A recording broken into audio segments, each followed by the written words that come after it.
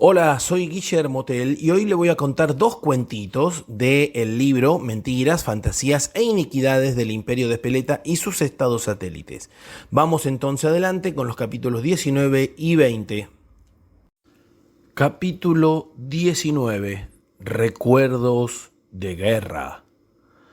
Mucho se ha hablado acerca de los nazis que al final de la Segunda Guerra Mundial escaparon de los horrores de la contienda hacia lugares idílicos, y no es extraño que, dadas sus características paradisíacas, Speleta no pudiera zafar de los mismos comentarios. Durante la década de los 60, los hermanos González se dedicaron al cartoneo a nivel industrial, o sea, que sacaban la basura de varias empresas de la zona y luego comercializaban con ella, ya que el negocio de la basura es uno de los más lucrativos. En cierta oportunidad, un anciano que decía ser dueño de un depósito de cartón les pidió que lo limpiaran y que hicieran con el contenido lo que quisieran. Tal actitud despertó cierta sospecha, ya que nadie suele regalar nada, pero los comentarios del barrio era que el viejo había heredado el galpón y no sabía qué hacer con él, y otros decían que era el antiguo sereno del local que, ante la muerte de los originales dueños y la falta de reclamos de algún hipotético descendiente, se fue querenciando y finalmente apoderando del predio del cual quería hacer un estacionamiento. Cualquiera fuera la verdad del asunto, para ellos era un buen negocio, ya que todo venía a costo cero. El galpón era bastante grande y era evidente que tenía cartón y papel acumulado de mucha antigüedad, junto con basura de distinta índole y origen. La tarea les demandó un par de días largos y al final del galpón, luego de haber sacado casi todo el material previo, pudieron ver que había un cajón dentro del cual se encontraban un montón de piezas que parecían formar parte de algún mecanismo autónomo. Ante el descubrimiento consultaron al anciano sobre el contenido del cajón y les comentó que no tenían ni idea y que hicieran con él lo que quisieran. Retiraron el cajón y durante el fin de semana siguiente se dedicaron de lleno a armar la máquina, que terminó siendo una moto BMW Motorrad R5WS construida en 1936 con motor boxer de 2 cilindros, 500 centímetros cúbicos, 18 kW y 24 caballos de fuerza, o sea, una joya de colección de un valor histórico y material incalculable.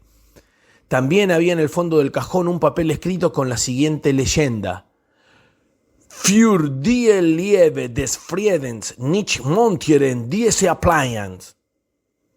A pesar de la antigüedad que se notaba que tenía el papel, la escritura era muy clara, pero obviamente ininteligible para los hermanos González, que apenas podían hablar castellano y con serias limitaciones.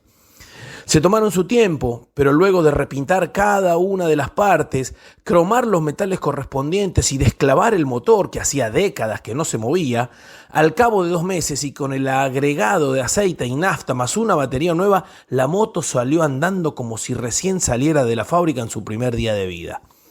Les sorprendió encontrar grabada en la mayoría de las piezas principales de la moto las iniciales AH, pero no le dieron al hecho mayor relevancia.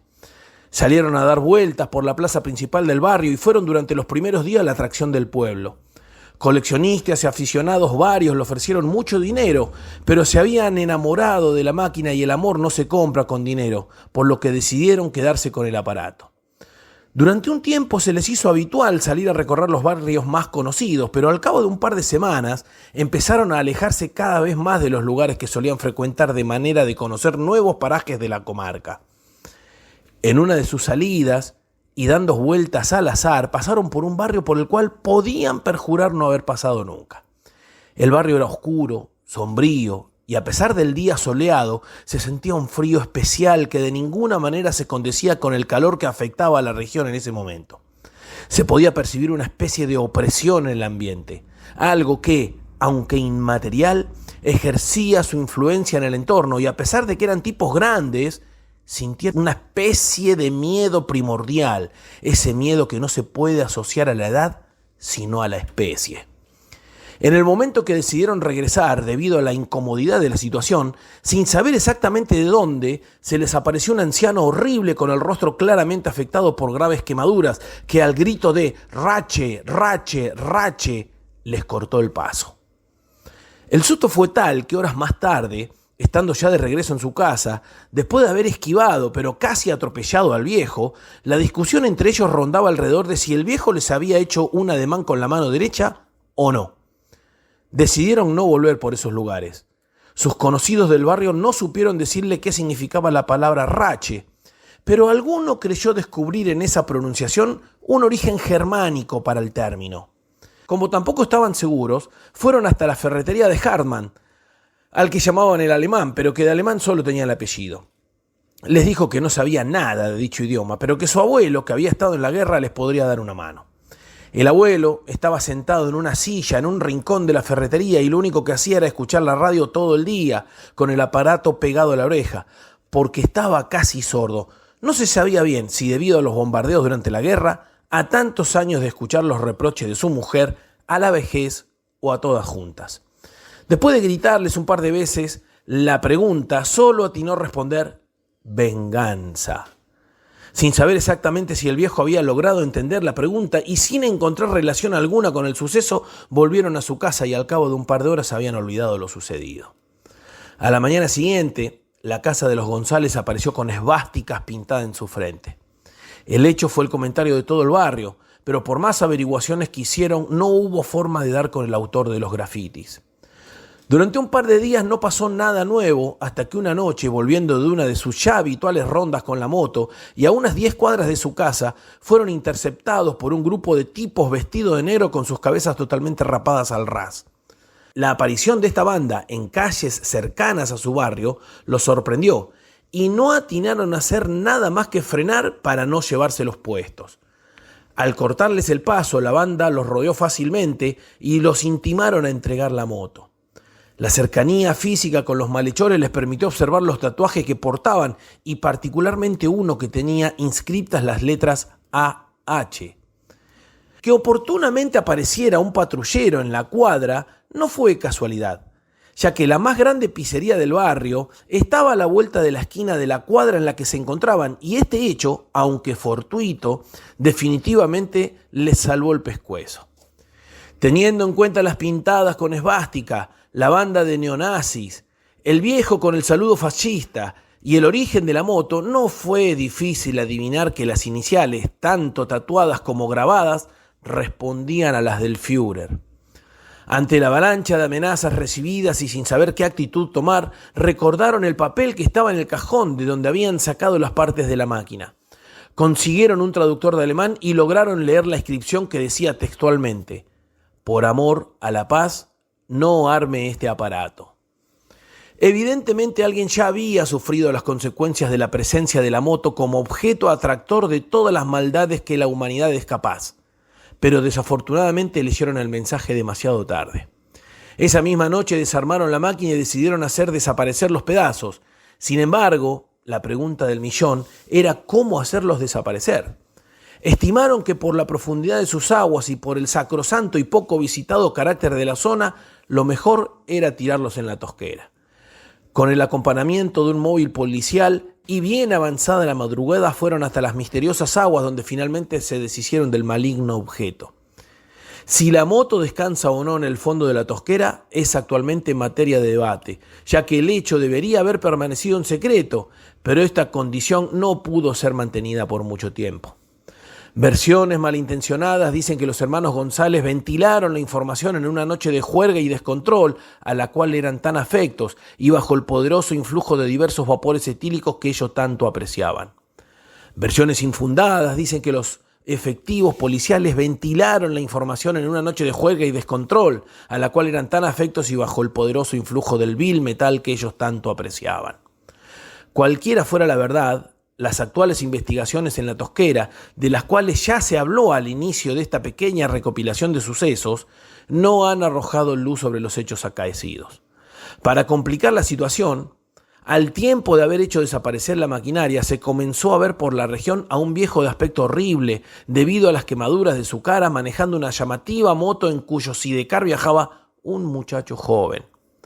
Algunos quisieron reconocer en el muchacho a un fracasado intento de pintor que debido a su mediocridad nunca llegó a obtener la fama y el prestigio que él creía merecer. Otros dicen que ese muchacho se abocó al periodismo, lugar desde donde se dedicó a pregonar un montón de barbaridades, y actualmente se dedica a la política, donde los analistas le auguran un buen futuro. Capítulo 20. Los buscadores. Primera parte. Ivo Ludo. Todos buscan algo.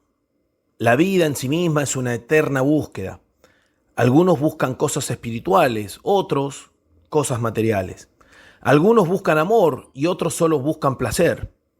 Independientemente de las razones que motiven a cada uno en su búsqueda, todos bregan en su vida para poder encontrar aquello que tanto anhelan. Para aquellos que buscan cosas etéreas como el sentido de la vida, o buscan respuestas a preguntas intangibles como si el amor es o no eterno, la vida se les puede ir sin haber ni siquiera atisbado la punta del ovillo que los guiará a la respuesta. Tal como si fueran humildes teseos del subdesarrollo, perdidos en el laberinto sin que Ariadna jamás los hubiera ayudado. Pero existe otra clase de hombres que se conforman con pequeñas cosas. Existen hombres que solo buscan poder llegar a fin de mes, y los hay que solo buscan saber qué comerán esta noche. Otros buscan ganarse a la mejor mina solo para exhibirla como trofeo y mostrarla ante el barrio, y otros buscan adquirir un buen auto. Sin embargo, existe un enorme universo de pequeños buscadores de cosas mundanas. Hay gente que busca una antigua foto olvidada, y hay otros que buscan una dirección de una antigua novia que no puede sacarse de sus recuerdos. Hay personas que buscan objetos de valor material inmundo, pero de un valor afectivo infinito. Y hay otros que sencillamente buscan boludeces. Cuando se les pregunta el porqué de tanto afán, tanto ahínco, tanto esmero, tanto denuedo en esa búsqueda frenética de estupideces, generalmente no pueden explicarlo y se limitan a decir «porque me gusta», como si el solo hecho de tener ganas de algo habilita a la realización de lo mismo. El asunto es que a veces esa búsqueda de nimiedades puede complicarse hasta límites insospechados. Se sabe de algunos habitantes de Espeleta que se han particularizado por su esfuerzo en la búsqueda de cosas que para la mayor parte de la gente serían irrelevantes. Uno de ellos buscó toda su vida el final de una historieta y otro buscó, hasta que se acabaron sus fuerzas, una figurita. Ivo Ludo era un niño que comenzó la escuela primaria el mismo día que se produjo el golpe de Estado del 76. Aunque no lo supiera en ese momento, una de las medidas tomadas por los circunstanciales gobernantes lo marcaría por el resto de sus días. Siendo un niño de unos 10 años, acompañó, de mala gana, a su madre hasta lo de un sanador que se encontraba en el extremo opuesto del condado. El viaje para un chico en aquellos tiempos era sumamente tedioso, ya que los colectivos eran muy aburridos y lentos y no había forma alguna de amenizar el periplo. Para colmo, él, que había adquirido el extraño en su familia hábito de la lectura, no podía leer en el colectivo, ya que el hecho de intentar fijar la vista en algún texto mientras se desarrollaba el movimiento del vehículo le daba ganas de vomitar. No viajó porque tenía ganas, sino porque su madre lo obligó, ya que por ser él el hijo mayor era parte de un supuesto proceso de sanación al cual debía someterse la madre, que estaba supuestamente engualichada. Para su mente infantil esto se le hacía inentendible y solo sabía que la sesión duraría un par de horas, las cuales seguramente serían de un aburrimiento insoportable. Al llegar a destino y bajarse en la parada correspondiente y gracias a que vio en la vereda un puesto de revistas, se le ocurrió la brillante idea de pedirle a la madre que le comprara una revista. Accediendo la madre a la solicitud, le dijo que se apurara en la elección ya que estaban llegando tarde. Ante la premura de las circunstancias, eligió una historieta de la cual lo llamó la atención el nombre y el dibujo de la portada: El Eternauta. No sabía que esa elección lo afectaría para siempre. Una vez dentro del recinto, donde debería pasar algunas horas esperando algo que no entendía y que no le interesaba, se dispuso a leer su reciente adquisición. Grande fue su sorpresa cuando comenzó a hojear las primeras páginas y darse cuenta que la historia ya estaba empezada.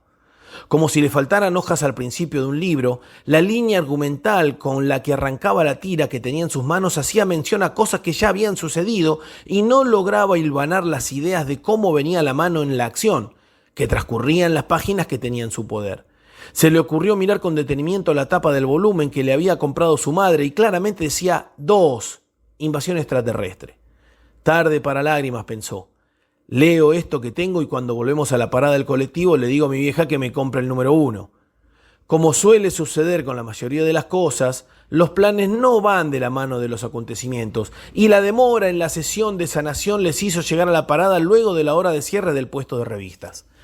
Tal fue el impacto generado por la historieta que ya en su casa volvió a releer el capítulo 2 de lo que evidentemente era una historia más larga y no pudo evitar sentir unas ganas desesperadas de poder seguir leyendo esa historia fragmentada.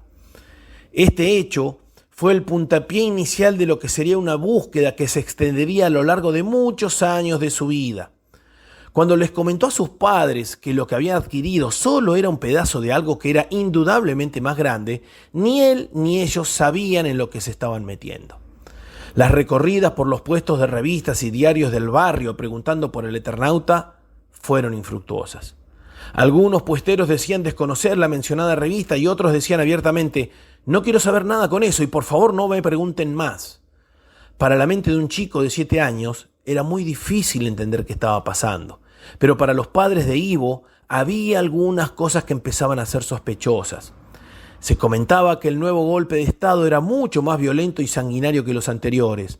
Se decía que había gente que desaparecía y que la represión no era solo política sino también ideológica.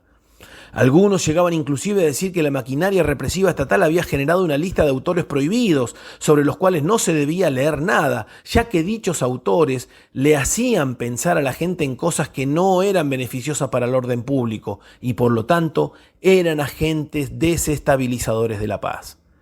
Con el paso del tiempo, pensaron los padres de Ivo, aquel ímpetu inicial por conseguir el resto de la historia se iría apagando, como es lógico en todos los chicos, y sería reemplazado por algún otro pasatiempo circunstancial. Desafortunadamente para los padres, la obsesión de Ivo crecía junto con él. Durante su adolescencia no fue mucho lo que pudo avanzar en su búsqueda. Debido a la escasez de recursos de sus progenitores, lo que pudo hacer se limitó a transmitir a sus allegados su apasionada búsqueda.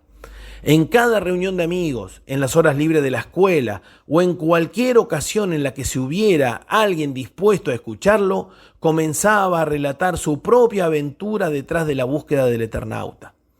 Gracias a su ímpetu, Ivo había forjado una secta de pseudo-fanáticos que, si bien no tenían la locura y la desesperación que él sentía por conseguir lo que tanto buscaba, tendían de alguna manera una enorme red de información que lo iban abasteciendo a lo largo de tantos años de carestía con respecto a la consecución de su objetivo. Amigos de la infancia, ex compañeros de la secundaria y los ahora nuevos compañeros de la facultad, conocidos del trabajo y los amigos de todos los antes mencionados colaboraron directa o indirectamente en la búsqueda.